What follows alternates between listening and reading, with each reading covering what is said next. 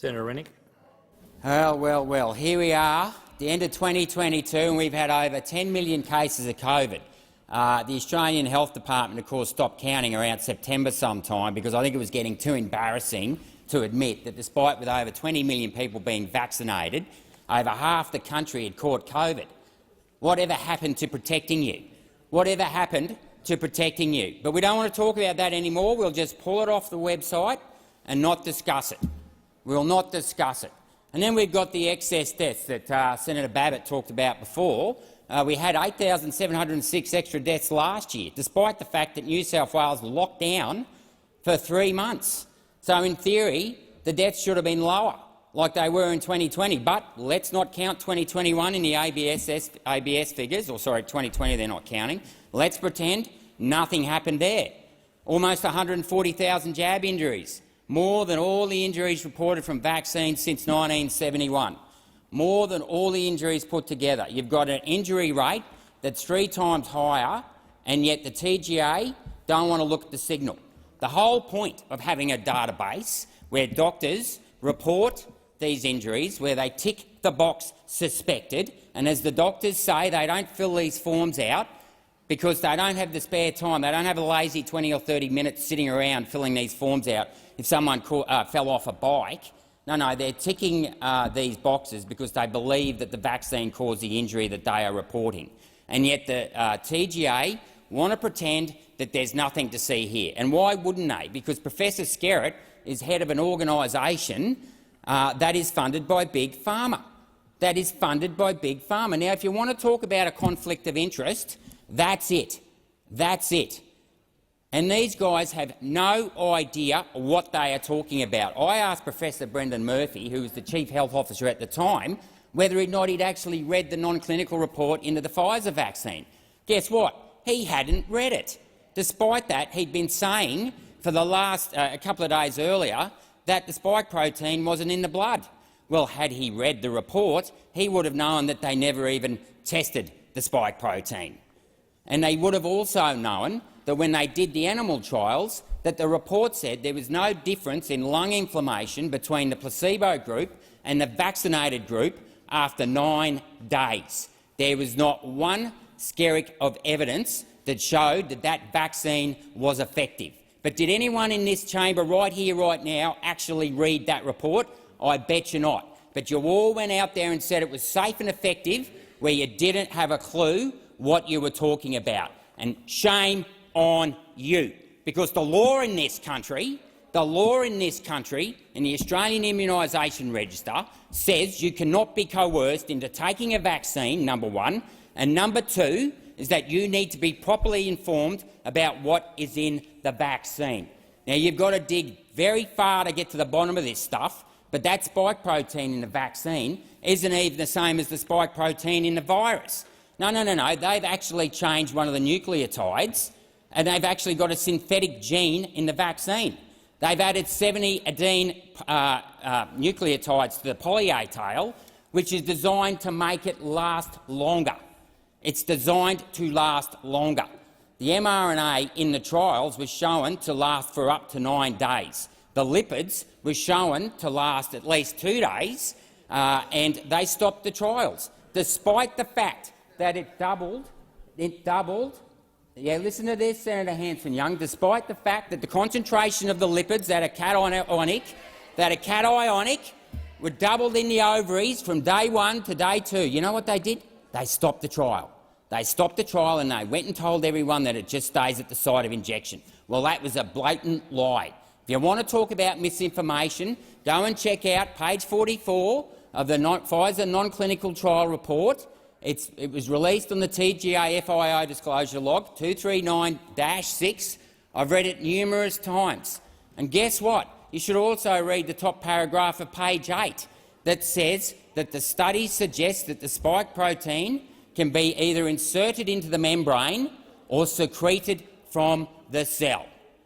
Now, what does that tell you? I'll tell you what that tells you. It tells you that rather than actually killing the actual pathogen, which is what a normal vaccine would have done, this particular vaccine goes inside your cell, takes over the reproduction, the ribosomes, which is what produces the protein, and then starts producing more of the toxic substance.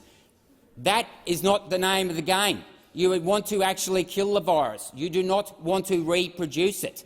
And of course, Brendan Murphy, the Chief Health Officer, claims that there's nothing to worry about. He never read the document. And then we've got Professor Kelly. Of course, he came out and made the bold statement that it stops transmission. Well, he was lying, because the FDA came out in December 20 and said that there was no evidence that the vaccine stopped transmission. And when I pressed him on it, there's no trials to show that there's any IgA in the mucosal system. Okay, you don't have to take my word for it. Go and speak to Robert Clancy, Australia's foremost immunologist and vaccinologist. Okay, he's retired. You can trust this guy. He's not on the take from Big Pharma or the big universities that aren't actually interested in research. They're just interested in lining their own pockets. And then, of course, we've got the vaccine injury scheme, which is just a joke. And today and last night and day after day for the last 15 months, I get contacted by people who have had their lives destroyed by this vaccine, a vaccine that the government said was safe and effective. And if that isn't bad enough, that these people, and I'm looking at you people in this chamber here today, didn't read the documents, that took over someone else's body because it suited your narrative, your command and control narrative, you showed no humanity. No humanity. There are people out there that have not only injured, they have lost their jobs and they cannot get medical support to help them. There are husbands and wives of injured couples who've had to quit their jobs to stay home and look after those people who are being injured, are in incredible amount of pain. And the fact that you're interjecting Senator Hanson-Young just goes to show the type of person you are. How dare you come into this chamber? How dare you come into this chamber and start mocking the vaccine injured? Senator Waters, your point of order. Senator Rennick, please sit down. Order. Senator Waters. Point of order, reflecting on another senator as well as being odious and tedious. Not the second part. Senator Rennick, just withdraw it to the extent that you made an adverse inference. Well, the fact that the Greens party can sit in that corner over there and mock and laugh the vaccine injured.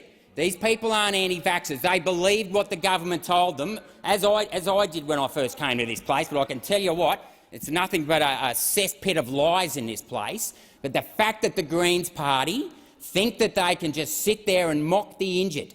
These people believed in the government. You want to talk about trust and transparency? Oh, yep, there's Senator Walters again mocking, going, come on. Maybe you should pick up the phone. Maybe you people should pick up the phone and talk to some of these people who have been injured. And then we go to the basis, the substance of this Act, the Fair Work Act. This is a public health issue. The idea that businesses in this country can be responsible for the transmission of an airborne virus is just as absurd as the billions of dollars that are getting wasted on the idea of some tiny trace gas in the atmosphere can control that. I mean, we are living in the land of the unicorn farmers and the intellectual pygmies who have just chasing the impossible dream like Sancho Panza chasing the windmills. It is absurd. And yet we stand here today, almost 3 years after the virus broke out in China or whatever, and we have still got this ridiculous mandates in so many places, in particular in the private industry, which is what this amendment will address, and they are still being coerced into getting a vaccine. I've literally just had 3 messages in the last hour about people who are losing their jobs, not in the health sector, but in sectors that are outdoors, nothing to do. It is absurd.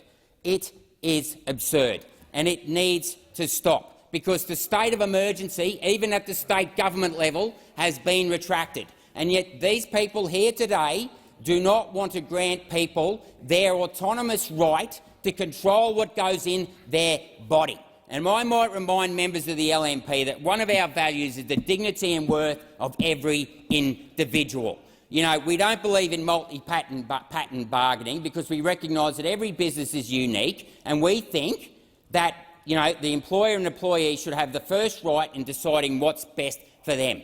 That is what we believe in empowering the individuals to make the decisions that suit their needs the best, and only the individual or the parent of the child can make that decision. But what we've got here today is typical command and control. We've got the Labor Party and the Greens protecting their own narrative that the government can save us. Govern me harder, Daddy. That is what these people believe in. Senator Canavan.